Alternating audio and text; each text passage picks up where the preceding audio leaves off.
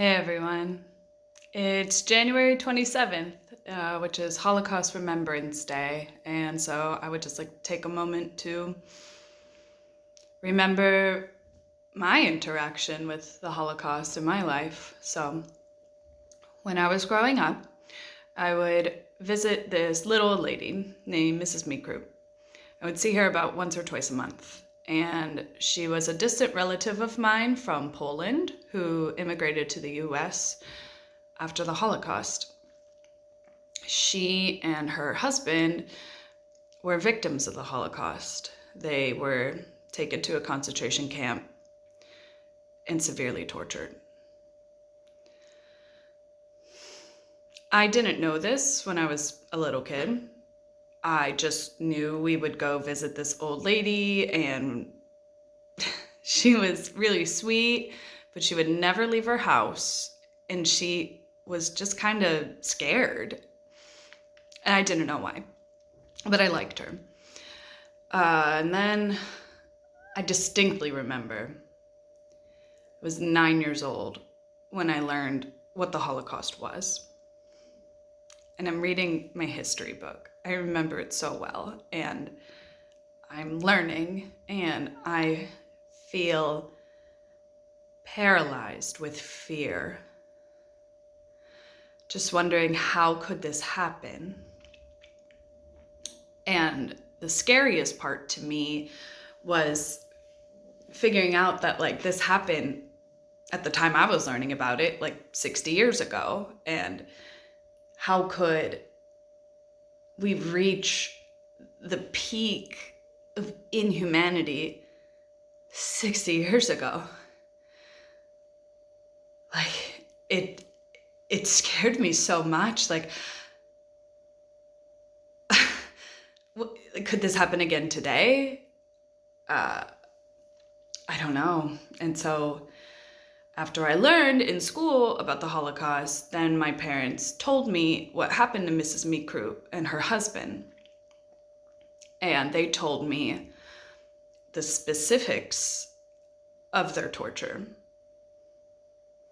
It was hard for me to digest, but I think it's important, and I'm glad they did, to make it real, to make it not just this vague idea that people went through bad times, but no, this is exactly what they did to her and her husband. And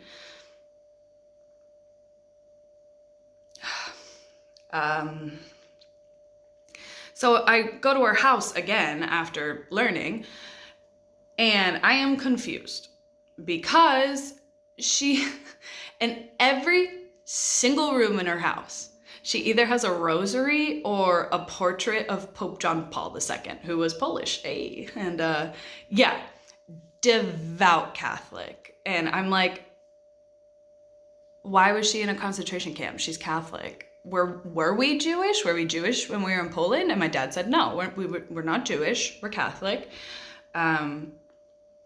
But she and her husband were displaced people, displaced because of the war. They didn't have the proper paperwork to prove who they were and where they're from. They couldn't prove that they weren't Jewish.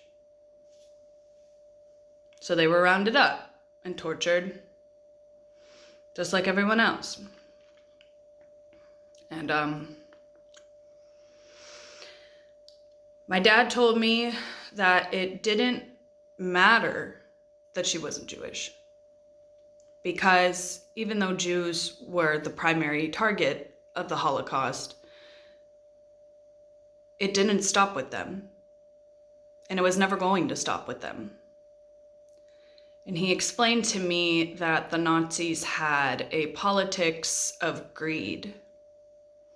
And he described greed as being when you want to take something and you have no regard for how that affects the people around you. You take something and you don't care how that affects the people around you. And it's from greed that evil is born. And that's why my parents were so insistent that I fight the impulse toward greed, even at the smallest level. They said, Kara, you even if it seems easy that you could take something and no one will really care, it won't really matter, no one will know, it won't really affect anyone. They said, you don't do that, because you will always want more and more and more and more. And next thing you know, you're doing horrible things that hurt a lot of people. And the Nazis wanted to take over the world, so they took a lot that was not theirs with blatant disregard for how it was affecting people and put them in camps and did terrible things.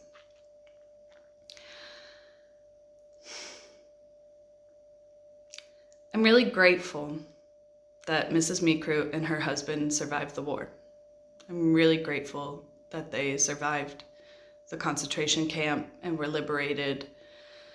I'm thankful they were able to immigrate to America where our family could take care of them. I'm grateful that I met her. She was so sweet and wonderful. And I remember my mom would try to make her feel at home and brought her pierogis. And Mrs. Mikru would say, "That's no good.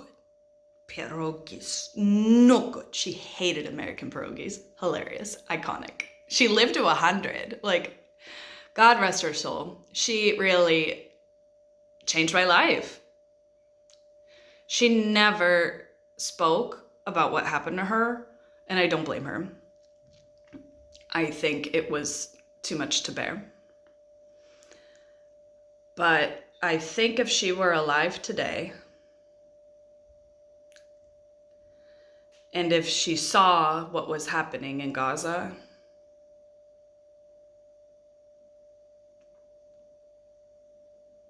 I think she would be reminded of the horrors she suffered in the camp.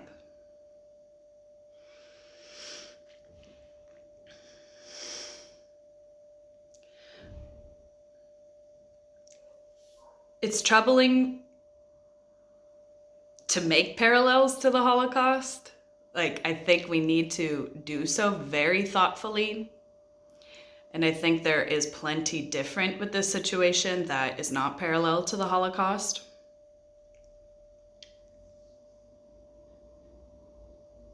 But the horror, the lack of inhumanity, the scope of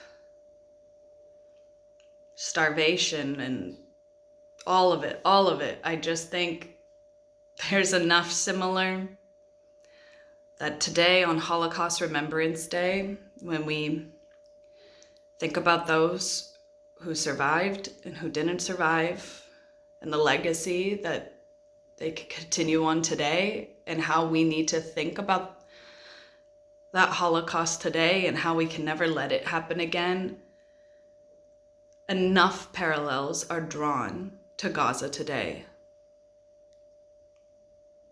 that we need to think and we need to act on what is happening now. So today on Holocaust Remembrance Day, I'm remembering you, Mrs. Mikru. I'm so glad you were in my life.